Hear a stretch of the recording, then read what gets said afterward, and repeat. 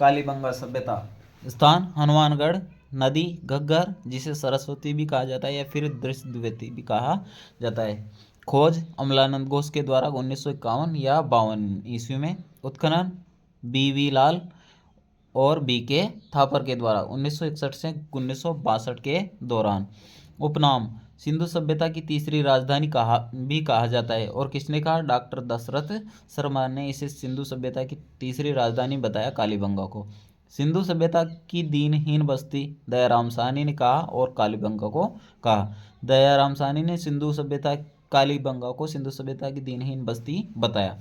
सिंधु सभ्यता का समय, कालीबंगा का समय बताया गया है C14 कार्बन पद्धति के अनुसार 2300 ईस्वी से 1750 ईस्वी या ईसापूर्व माना गया है। BC ईसापूर्व माना गया है। शाब्दिक, जिसका शाब्दिक अर्थ होता है काली चूड़ियाँ होता है इसका शाब्दिक। विशेषताएं, कालीबंगा सिंधु सभ्यता का एक नगर है जिसके निर्माता द्रविड़ थे। यह कांस्ययुगीन मात्र सत्तात्मक व नगरीय सभ्यता थी। कालीबंगा में सड़कें चौड़ी व एक दूसरे को समकोण पर काटती थी, जिसे चौपड़ पैटर्न या ग्रिड पद्धति भी कहा जाता है। वर्तमान का जयपुर व चंडीगढ़ इसी पद्धति पर निर्मित शहर हैं। कालीबंगा सभ्यता के भवनों के द्वार सड़क की तरफ न खुलकर पीछे गली में खुलते थे। कालीबंगा सिंधु सभ्यता का एकमात्र नगर है जिसमें गढ़ी क्षेत्र अर्थात राजमहल व नगर क्षेत्र दोनों अलग अलग प्रकोष्ठों से घिरे हुए हैं। सिंधु सभ्यता के अन्य स्थलों पर सभी क्षेत्र, नगर और गढ़ी क्षेत्र दोनों एक ही प्रकोष्ठ के अंदर हुआ करते हैं, जबकि कालीबंगा में दोनों अलग अलग गढ़ी में स्थित हैं। यहाँ से प्राक हड़प्पा सभ्यता, यानी कि हड़प्पा से भी पहले एक सभ्यता थी जिसको प्राक हड़प्पा कहा गया, और हड़प्पाकालीन सभ्यता दोनों के अवशेष मिले हैं। जुते हुए खेत के साग से व एक साथ दो फसलें उगाने के प्रमाण प्राक हड़प्पा सभ्यता से संबंधित है। मतलब हड़प्पा में जो कालीबंगा में दो सभ्यताओं के अवशेष मिले हैं, एक तो प्राक हड़प्पा और हड़प्पा। उनमें से प्राक हड़प्पा काल में दो जुते हुए खेत के साग से मिले हैं। यहाँ से काली चूड़ियों के टुकड़े, ऊँट की हड्डियाँ, अग्निवेदिकाएँ तथा तंदूरनुमा चूल्हे प्राप्त हुए हैं। यहाँ से भूकंप के अवशेष, शतरंज व चौसर खेल की मोहरें, हाथी दांत की कंघी आदि प्राप्त हुए हैं। यहाँ से प्राप्त भवन कच्ची ईंटों से निर्मित थे तथा जल निकासी के लिए पक्की ईंटों व लकड़ी की नालियाँ बनी थीं। यहाँ से वृषभाकृति की ताम्र प्रतिमा प्राप्त हुई है, यानी कि बैल की आकृति की ताम्र प्रतिमाएं मिली हैं। यहाँ से प्राप्त मुद्रा शैलखंडी पत्थर की बनी होती थी जिस पर व्याघ्र का चित्र अंकित है। यहाँ से अंडाकार कब्रें तथा युग्म संवादान प्राप्त हुए हैं। कहाँ से? कालीबंगा नामक स्थान से अंडाकार कब्रें तथा युग्ल संवादान प्राप्त हुए हैं। यहाँ से 9 वर्षीय बालक की छिद्रित खोपड़ी मिली है जो शल्य चिकित्सा का प्रमाण है, और उस खोपड़ी में 6 छेद बताए जाते हैं। संस्कृत साहित्य में कालीबंगा सभ्यता को बहुधान्य कटक भी कहा गया है। तो संस्कृत साहित्य में कालीबंगा को कौन सा नाम दिया गया है? बहुधान्य कटक नाम दिया गया है। यहाँ से प्राप्त मृद्भांडों पर, कहाँ से? कालीबंगा से प्राप्त मृद्भांडों पर सिंधु लिपि के प्रमाण हैं जो चित्राक्षर है, यानी कि सिंधु लिपि जहाँ से भी प्राप्त है, चाहे वो कालीबंगा हो या फिर सिंधु सभ्यता का कोई सा भी स्थल हो, वहाँ से चित्राक्षर लिपि ही मिली है जो दाएं से बाएं लिखी जाती है। डॉक्टर भंडारकर ने इस लिपि को बुस्ट्रोफेदम नाम दिया है। तो डॉक्टर भंडारकर ने इस लिपि को बुस्ट्रोफेदम नाम दिया है। यहाँ से कपास के अवशेष प्राप्त हुए। कालीबंगा नामक स्थल से कपास के अवशेष भी प्राप्त हुए हैं। गिलुंड जो कि राजसमंद में स्थित है, तो गिलुंड से सिंधु सभ्यता के अवशेष प्राप्त हुए हैं। बरौर गांव श्रीगंगानगर से सिंधु सभ्यता के साक्ष्य मिले हैं। हाल ही में हनुमानगढ़ जिले के भद्रा तहसील के करणपुरा से कालीबंगा के समकालीन सभ्यता के अवशेष प्राप्त हुए हैं। कालीबंगा के अवशेष प्राप्त हुए हैं। सौती बीकानेर को कालीबंगा प्रथम कहा जाता है। तो सौती सभ्यता को क्या कहा जाता है? उसको कालीबंगा प्रथम के नाम से जाना जाता है। आहड़ की सभ्यता उदयपुर में पाई गई नदी आयड़ नदी, जिसको आगे बेड़ज के नाम से जाना जाता है। इसकी खोज अक्षय कीर्ति व्यास के द्वारा की गई 1953 में। आयड़ नदी को उदय सागर झील से निकलने के बाद बेड़ज के नाम से जाना जाता है। उत्खनन आहड़ का उत्खनन करने वाले व्यक्ति थे रतन चंद्र अग्रवाल, इन्होंने इसका उत्खनन किया 1954 ईस्वी में, जिनको आरसी अग्रवाल के नाम से भी जाना जाता है। दूसरे व्यक्ति हैं HD सांकलिया 1961 ईस्वी। उपनाम बनास की सभ्यता भी कहा जाता है। आहड़ की सभ्यता को बनास की सभ्यता इसीलिए कहा जाता है क्योंकि यहाँ पर बनास के अवशेष भी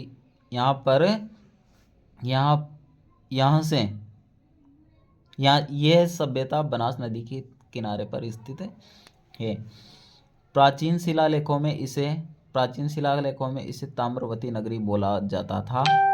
तो प्राचीन शिलालेखों में इसे क्या बोला जाता था? प्राचीन शिलालेखों में इसे ताम्रवती नगरी बोला जाता था। 10वीं से 11वीं शताब्दी में इसका नाम आगाटपुर मिलता है। स्थानीय भाषा में आहड़ को धूलिकोट की सभ्यता कहा जाता था। तो स्थानीय लोग इस क्षेत्र को या इस सभ्यता को धूलिकोट के नाम से जानते थे। विशेषताएं, यहाँ से तांबा गलाने की अर्धचंद्राकार भट्टियाँ प्राप्त हुई हैं। आहड़ से अर्धचंद्राकार भट्टियाँ जो कि तांबा गलाने में उपयोग ली जाती थी, अर्थात यह स्थान धातु गला केंद्र के रूप में जाना जाता था। यहाँ तांबे के औजार बनाने का प्रमुख केंद्र था। यहाँ से उल्टी तपाई शैली के लाल काले मृदभांड प्राप्त हुए हैं। यहाँ से प्राप्त अनाज के मृदभांडों को स्थानीय भाषा में गोरे कोठे कहा जाता था। आहड़वासी मृतक को आभूषणों के साथ दफनाते थे तथा सिर उत्तर में व पैर दक्षिण में रखा करते थे। यहाँ से एक साथ 6 चूल्हों के अवशेष प्राप्त हुए हैं, जिससे पता चलता है कि यहाँ पर संयुक्त परिवार प्रथा या संयुक्त परिवार प्रणाली पाई जाती थी। यहाँ से नाभि तक लटकता हुआ 2 लड़ियों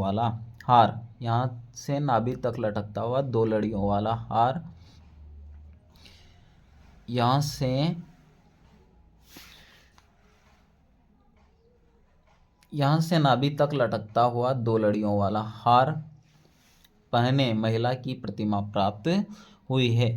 यहाँ से प्राप्त मुद्रा पर एक तरफ त्रिशूल की आकृति तथा दूसरी तरफ यूनानी देवता अपोलो की चित्र अंकित है।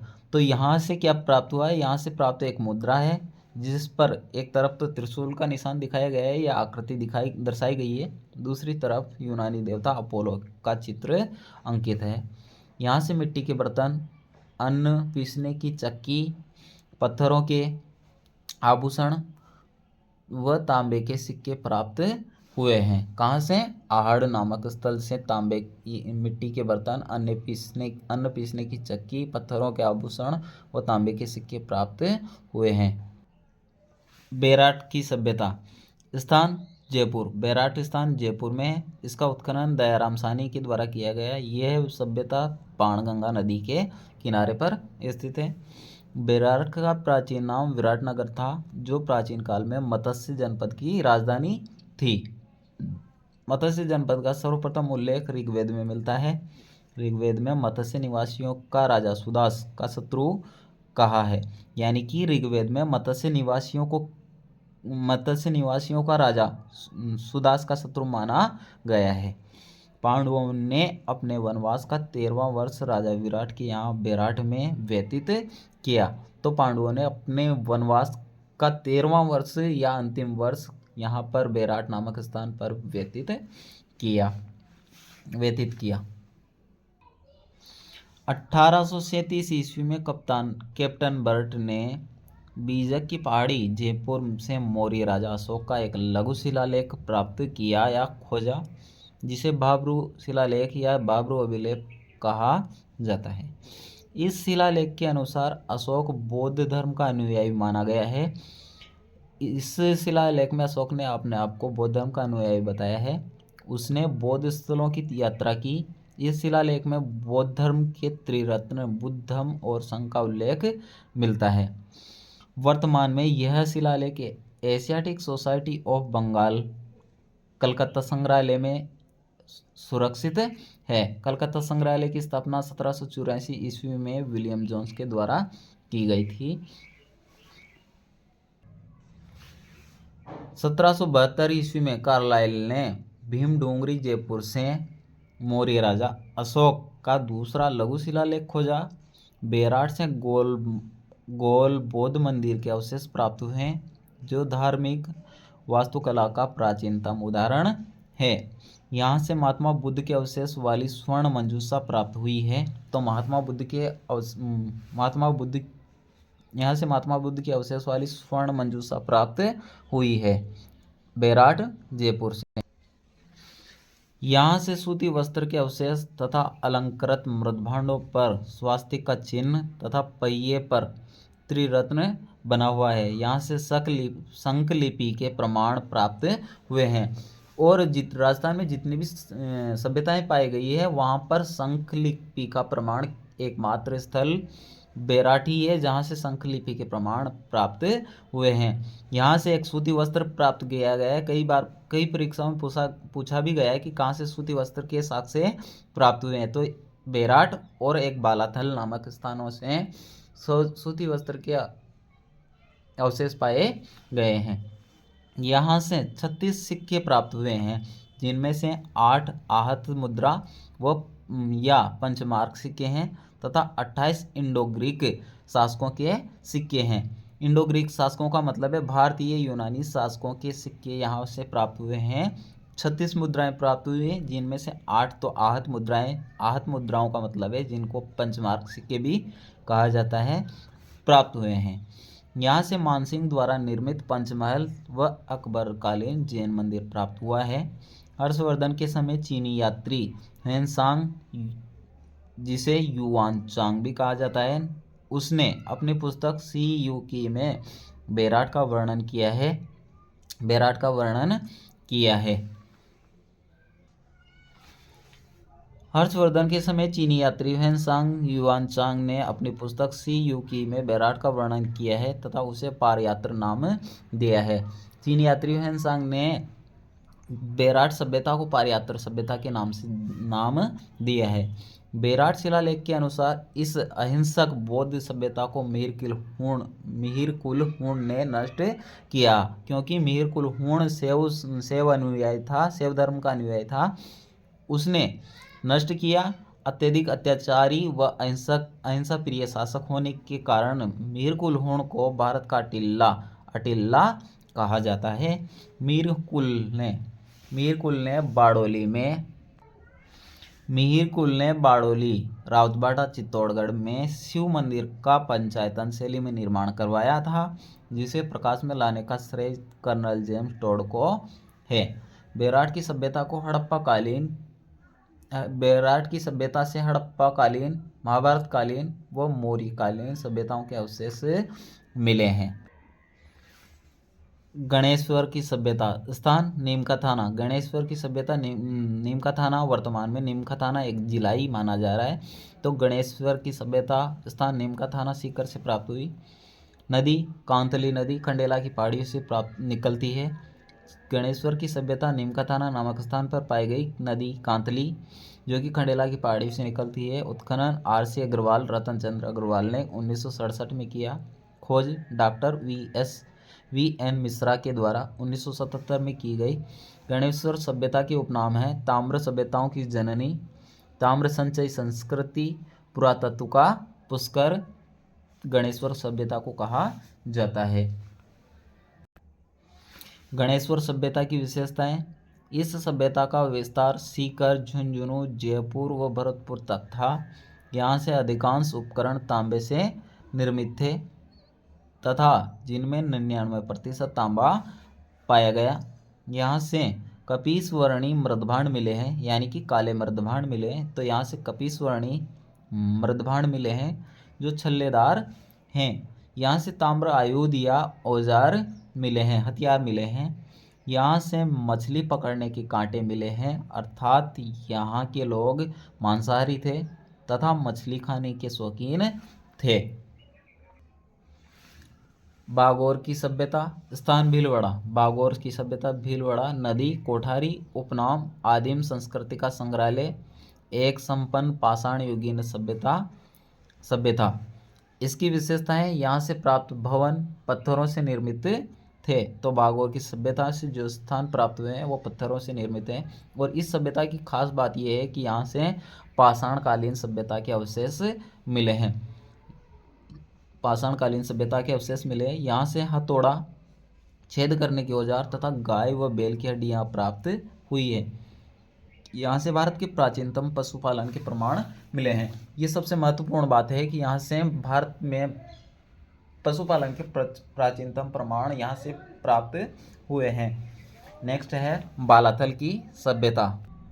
बालाथल सभ्यता जिसका स्थान है वल्लभनगर, उदयपुर, नदी बनास। ये बालाथल सभ्यता बनास नदी के किनारे है। यहाँ से हार, लठफन व कर्णफूल आदि प्राप्त हुए हैं। तांबे के आभूषण प्राप्त हुए हैं। यहाँ के लोग मिट्टी के बर्तन बनाने व सूती वस्त्र बनाने में पारंगत थे। यहाँ से अनाज पीसने के सिलबट्टे, यहाँ से क्या क्या प्राप्त हुए हैं? अनाज पीसने के सिलबट्टे तथा लोहा गलाने की या लोहा बनाने की भट्टियाँ प्राप्त हुई हैं बालाथल उदयपुर से। मैंने वहाँ पर बेराट में बताया था कि 2 स्थान ऐसे हैं जहाँ से सूती वस्त्र के साक्ष्य मिले हैं, एक तो बेराट और एक बालाथल। यहाँ से भी सूती वस्त्र बनाने के साक्ष्य मिले थे। रंगमहल की सभ्यता। रंगमहल की सभ्यता स्थान हनुमानगढ़। उत्खनन डॉक्टर हन्ना रेड के द्वारा। नदी घग्गर नदी। हन्ना रेड स्वीडन निवासी थे। यहाँ से कुषाण शासक कनिष्क व वासुदेव चौहान के सिक्के प्राप्त हुए हैं। तो कौन सी सभ्यता स्थल से कुषाणकालीन कनिष्क के सिक्के व वासुदेव चौहान के सिक्के प्राप्त हुए हैं? रंगमहल सभ्यता से प्राप्त हुए हैं। यहाँ से अजयपाद की मृण मूर्ति प्राप्त हुई है। मृण मूर्ति का मतलब है मिट्टी की मूर्ति प्राप्त हुई है। यहाँ से मूछधारी तथा गोवर्धन पर्वत उठाए हुए श्री कृष्ण के चित्रांकन के शिलाफलक प्राप्त हुए हैं। तो किस सभ्यता स्थल से मूछधारी कृष्ण का चित्रांकन वाला शिलाफलक प्राप्त हुआ है? तो वह है रंगमहल सभ्यता से प्राप्त हुआ है। नेक्स्ट सभ्यता नगरी की सभ्यता। नगरी की सभ्यता चित्तौड़गढ़। स्थान चित्तौड़गढ़। नदी बेड़च नदी। इसका उत्खनन डॉक्टर D.R. भंडारकर के द्वारा 1904 में किया गया। शायद यही सभ्यता एक ऐसी सभ्यता है जिसका राजस्थान में प्रथम उत्खनन किया गया 1904 ईस्वी में। स्थान चित्तौड़गढ़ हो गया। उसके बाद में प्राचीन नाम मध्यमिका। नगरी का प्राचीन नाम मध्यमिका था जो कि सीवी जनपद की राजधानी थी। राजस्थान में सर्वप्रथम खुदाई या उत्खनन यहाँ पर ही हुआ। नगरी से सीवी जनपद के सिक्के प्राप्त हुए हैं जिन पर सीवी जनपद से जय अंकित है। यहाँ से ब्राह्मी लिपि में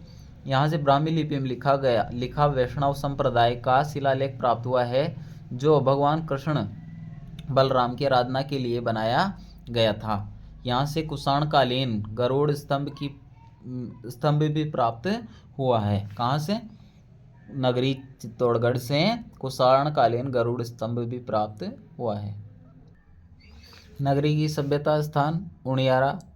नगर सभ्यता स्थान उनियारा टोंक। राजधानी मालव जनपद की राजधानी थी। मालव जनपद का शासक था समुद्रगुप्त। उपनाम खेड़ा की सभ्यता। यहाँ से शुंगकालीन महिषासुरमर्दिनी की मृण मूर्ति प्राप्त हुई है। तो शुंगकालीन अवशेष कहाँ पर मिले हैं? शुंग काल के अवशेष नगर से मिले हैं, नगर टोंक से मिले हैं। यहाँ से मालव जनपद के सिक्के प्राप्त हुए हैं। किस सभ्यता से मालव जनपद के सिक्के प्राप्त हुए हैं? तो वो सभ्यता है नगर सभ्यता टोंक।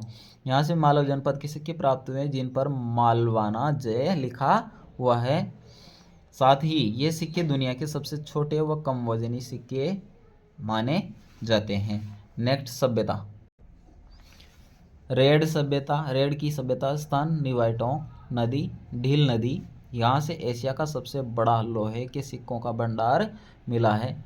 लोहे के औजारों की प्रचुरता के कारण इसे प्राचीन राजस्थान का टाटा नगर कहा जाता है। यहाँ से गजमुखी एक प्रतिमा व बच्छघोष सिक्के मिले या प्राप्त हुए हैं। भीनमाल की सभ्यता। भीनमाल की सभ्यता स्थान भीनमाल जालोर। यहाँ से ईसा मसीह से संबंधित सामग्री प्राप्त हुई है तथा यहाँ से प्राप्त मृदभांडों पर रोमन एम्फोरा लिपि के प्रमाण प्राप्त हुए हैं। यहाँ से जेकब नामक यक्ष प्रतिमा प्राप्त हुई है। निम्न व्यक्ति भीनमाल से संबंधित हैं। तो उनमें प्रथम व्यक्ति है उद्योतन सूरी। उद्योतन सूरी जिन्होंने कुवलेमाला की रचना की 778 ईस्वी में। सर्वप्रथम इसी ग्रंथ में मरुभाषा का उल्लेख मिलता है। कवि माघ के द्वारा शिशुपाल वदम लिखा गया, जो कि ये भी जालोर से या भीनमाल से संबंधित थे। उसके बाद में ब्रह्मगुप्त, जो कि गणित से संबंधित थे, इन्होंने ब्रह्मस्फोटक सिद्धांत लिखा। ह्वेनसांग चीनी यात्री था जो कि भीनमाल जालोर में आया था। इन्होंने अपनी पुस्तक सीयूकी में भीनमाल का उल्लेख किया है, जिसको इसने पोलोमोलो कहा है। ह्वेनसांग ने इस स्थान को पोलोमोलो नाम दिया है अपनी सीयूकी पुस्तक में। इन्होंने ही अपनी पुस्तक में जयपुर की बेराट सभ्यता को पारयात्र नाम दिया है। सांबर की सभ्यता स्थान नालियासर जयपुर। यहाँ से गुप्तकालीन रजत मुद्राएं प्राप्त हुई है जो भगवान कार्तिकेय की पूजा की ओर संकेत करती है, क्योंकि इन पर मयूर की आकृति अंकित है। मयूर कार्तिकेय की सवारी है, इसीलिए ये संकेत करती है कि यहाँ पर कार्तिकेय की पूजा होती थी। नौह की सभ्यता। नेक्स्ट, नौह की सभ्यता स्थान भरतपुर। यहाँ से स्वास्तिक यानी कि राजस्थानी में बोले तो साठिया का चिन्ह तथा जाख बाबा की विशालकाय प्रतिमा प्राप्त हुई है। जाख बाबा। मालह सभ्यता। लोह युगीन सभ्यताएं। सुनारी की सभ्यता लोह युगीन है। जोधपुरा सभ्यता लोह युगीन है। ईसवाल सभ्यता उदयपुर लोह युगीन है। रेड सभ्यता टोंक लोह युगीन है। राजपूतों की उत्पत्ति लगभग 7वीं शताब्दी से मानी गई है। अग्निवंशीय। तो राजपूतों को अग्निवंशीय मानने वाले व्यक्ति थे चंद्रबर दाई। इन्होंने अपने ग्रंथ पृथ्वीराज रासो में चौहानों को वही प्रतिहार परमार चालुक्य चौहानों को अग्निवंशीय स्वीकारा है। गुरु वशिष्ठ के अनुसार अग्निकुंड से निम्न 4 योद्धाओं का जन्म हुआ, प्रतिहार परमार चालुक्य व चौहान। कौन कौन से योद्धाओं का जन्म हुआ? प्रतिहार परमार चालुक्य और चौहान। सबसे अंत में इस अग्निकुंड से जन्म लेने वाले व्यक्ति थे चौहान। वैदिक आर्यों की संतान मानने वाले व्यक्ति हैं डॉक्टर गौरीशंकर हीराचंद ओझा व डॉक्टर CV वैद्य। इन्होंने इनको चौहानों को या फिर राजपूतों को वैदिक आर्यों की संतान स्वीकार किया है।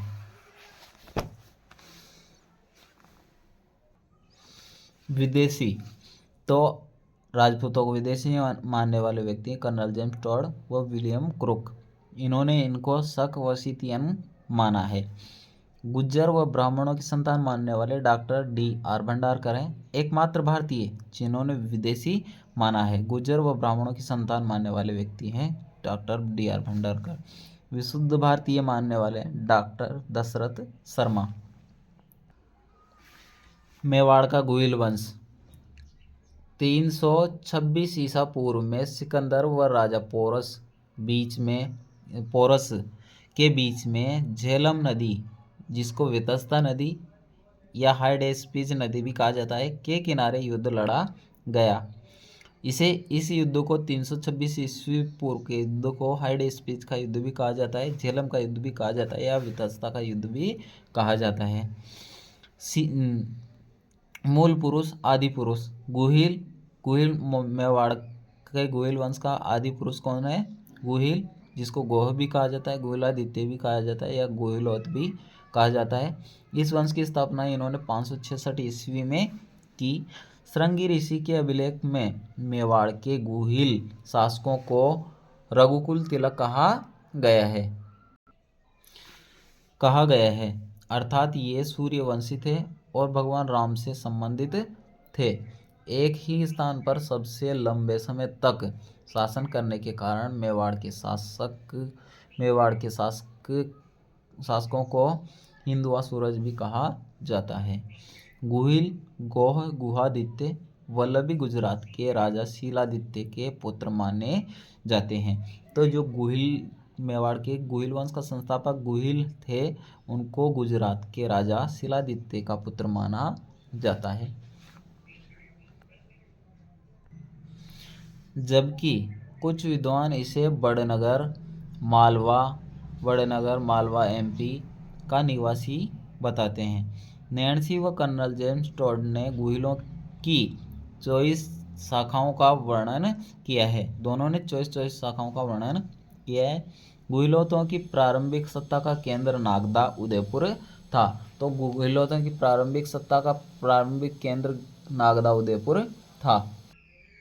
बप्पा रावल 734 ईस्वी। बप्पा रावल का वास्तविक नाम कालभोज, जिसे डॉक्टर ओझा ने माना है। नैन्सी के अनुसार कालभोज हारित ऋषि की गायें चराता था। कालभोज की सेवा से प्रसन्न होकर हारित ऋषि ने भगवान महादेव व राष्ट्रसेनी देवी से उनके लिए मेवाड़ का राज्य मांगा। 734 ईस्वी में कालभोज ने मौर्य राजा मान मौर्य को पराजित कर मेवाड़ में गुहिल वंश की स्थापना की थी। इतिहासकार CV वैद्य ने इनकी तुलना चार्ल्स मॉर्टेल से की है। मेवाड़ का प्रथम स्वतंत्र शासक होने के कारण कालभोज को सर्वप्रथम बप्पा रावल की उपाधि दी गई। इनको बप्पा रावल की उपाधि क्यों दी गई? मेवाड़ का प्रथम स्वतंत्र शासक होने के कारण इनको बप्पा रावल की उपाधि दी गई। कुंभलगढ़ प्रशस्ति में बप्पा रावल को विप्र अर्थात ब्राह्मण कहा गया है। बप्पा रावल को किस प्रशस्ति में ब्राह्मण कहा गया? कुंभलगढ़ प्रशस्ति में ब्राह्मण कहा गया है। इस कारण डॉक्टर D.R. भंडारकर ने इन्हें ब्राह्मणवंशी बताया है। बप्पा रावल ने कैलाशपुरी, मानसरोवर, उदयपुर में भगवान एकलिंग जी के मंदिर का निर्माण करवाया।